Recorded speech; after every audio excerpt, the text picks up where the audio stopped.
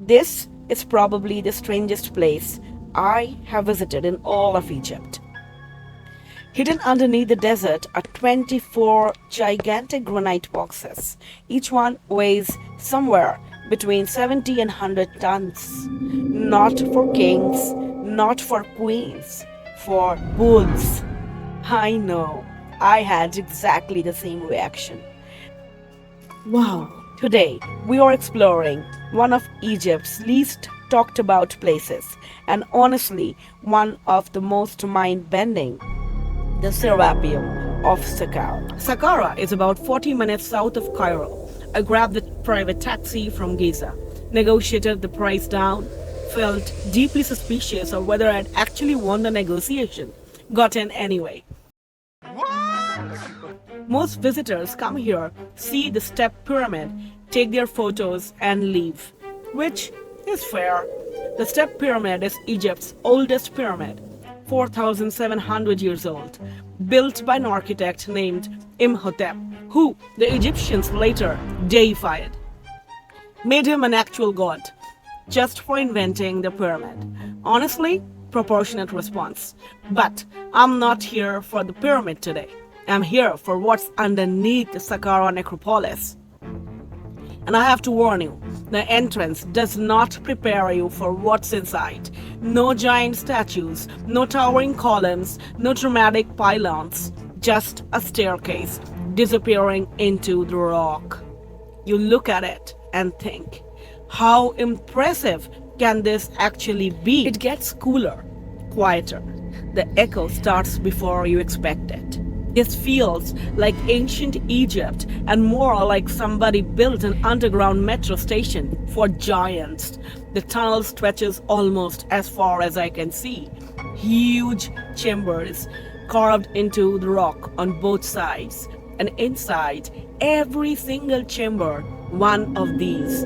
I have been to over 60 countries. I genuinely wasn't expecting this. The first impression of the site is, this is huge, like huge. Wow.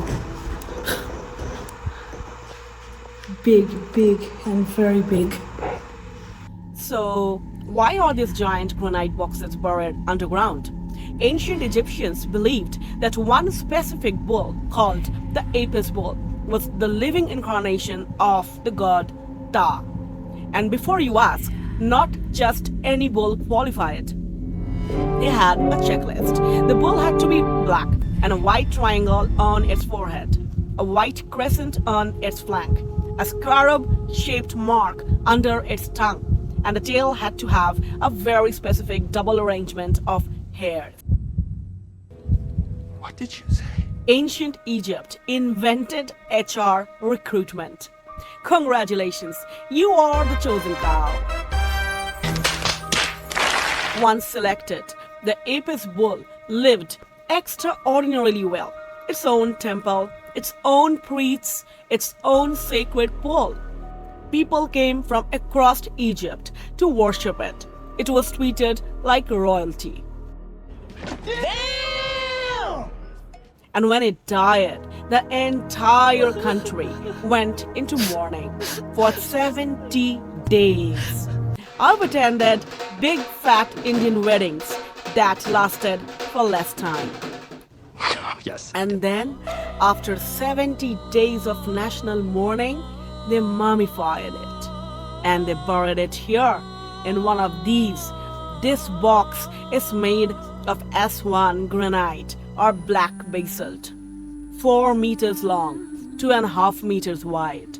It weighs somewhere between 70 and 100 tons. The lid alone, around 30 tons. There are 24 of them down here. 24. At some point in ancient Egyptian history, someone looked at a dead bull and said, you know what the situation calls for? 100-ton granite box. Underground. And everyone in the room said, yes, correct, obviously. The audacity, the absolute commitment, genuinely unmatched. So I was correct. My first impression was right. These are the catacombs of the sacred bulls, and wow, such big sarcophages, guys. And it's not, you see that the glass floor here down there are more, you can go deeper. Like, wow, this is mind-blowing. To understand how absurd this is, look at me next to this thing. I'm tiny. This box completely dwarfs me. And it wasn't carved here. The granite came from Aswan, hundreds of kilometers away, which means someone quarried it, transported it to Saqqara, brought it down these tunnels, positioned it perfectly in the chamber, and somehow lowered a 30-ton lid on top. Meanwhile, I struggle getting my backpack onto European flights. At this point, I'm convinced ancient Egyptians were physically incapable of building anything normal-sized. Temple, huge. Statue, huge. Obelisk, huge. Bull coffin, obviously the size of a tiny apartment in Amsterdam. Here's where it gets genuinely strange. These sarcophagi are finished to a precision that modern engineers have measured and still can't fully explain. The interior surfaces are flat to within fractions of a millimeter. The corners are perfectly square. The lid fits so precisely there is essentially no gap. With hand tools in 1400 BCE. That is the same level of precision used in modern optical telescope mirrors, except those are made with lasers and computer-controlled grinding equipment. These were made by people who also believed a bull was a god. Both things are simultaneously true. I find that very comforting. How did they move them? Archaeologists think sledges, rollers, rams, sand, and a workforce so large we're still arguing about the number. We don't know every detail, and honestly, we don't know is my favorite answer in archaeology because it means the story isn't finished. The deeper you go, the quieter it gets. You automatically start whispering, not because anyone tells you to. It just feels respectful, almost eerie. It's one of those places where silence becomes part of the experience, where you stop narrating and just stand there for a second. We saw the Serapeum. The Serapeum is the catacombs of the sacred bull Apis. The Saqqara Necropolis is famous for the mummified animals, sacred animals during the ancient dynasty. There are thousands of mummified animals all across the Saqqara Necropolis, among which the most famous and iconic ones are the cat goddess Bastet. Next is the god with a jackal face or a dog face, and the other is the bull, the sacred bull Apis. So let's talk about the sacred bull Apis. Apis was considered a god in a way. The chief god of Apis was Ta, the god Ta. And if you have seen my Abu Simbel vlog, this one's for you. Remember? The same Ta whose statue sits permanently in the dark at Abu Simbel, the only god in that sanctuary whose face the sunlight never touches.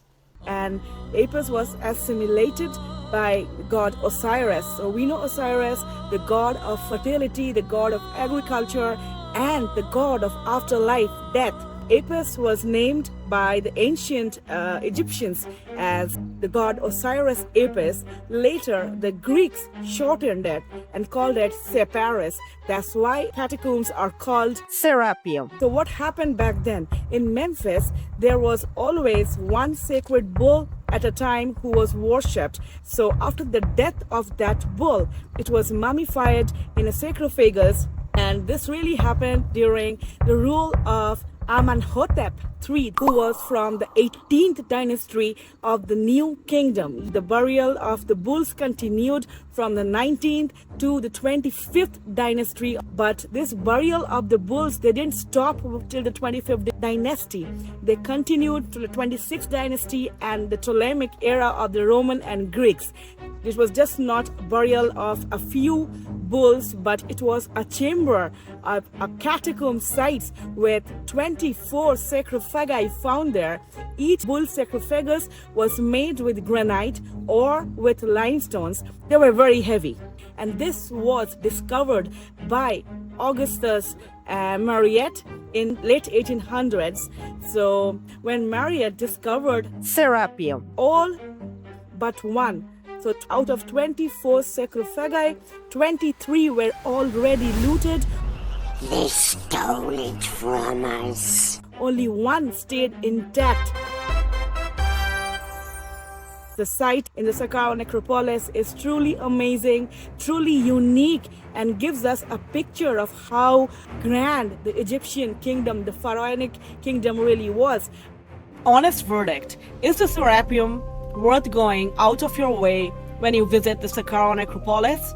Yes, without any hesitation. But here's what I want you to know before going in. This place doesn't photograph the way Abu Simbel does. You can't put it on a YouTube thumbnail or an Instagram reel and make it look dramatic. This is the kind of place that hits you when you're standing in it. That moment of realizing what you're actually looking at, what it cost to build, what it meant to the people who built it. That doesn't translate to a screen. Go in person. Stand next to one of these sarcophagi. Try to push the lid. You won't move it. That's the point. You have to come to Egypt to see it, to believe it yourself, how truly grand these things are. And then to imagine all of this from 4,600 years ago. Can you believe that? How amazing is that? And this exactly tells us what really humans are capable of. Whoa! The Serapeum surprised me because I simply wasn't expecting it. And that might be the best thing Egypt keeps doing. Just when you think you understand what this country is capable of, it shows you another room. They built an underground city for sacred bulls that weigh 100 tons each. Meanwhile, I'm still impressed when IKEA furniture goes together on the first try. 1 month, no tours, no guides, no itinerary. Cairo and the pyramids, not just Giza, but Dashur, Saqqara, the ones very few visits. Fayum and Wadi al-Hitan, whale skeletons 40 million years old, sitting in the open Sahara. Then south along the Nile, Luxor, Edfu, Aswan, all the way to Abu Simbel, where Egypt meets Sudan. The western desert, 5 oases, Siwa on the Libyan border, places so remote the silence feels loud. And finally, Hurghada, the Red Sea, the end of the road. Egypt is not a country you visit, it's a country that happens to you.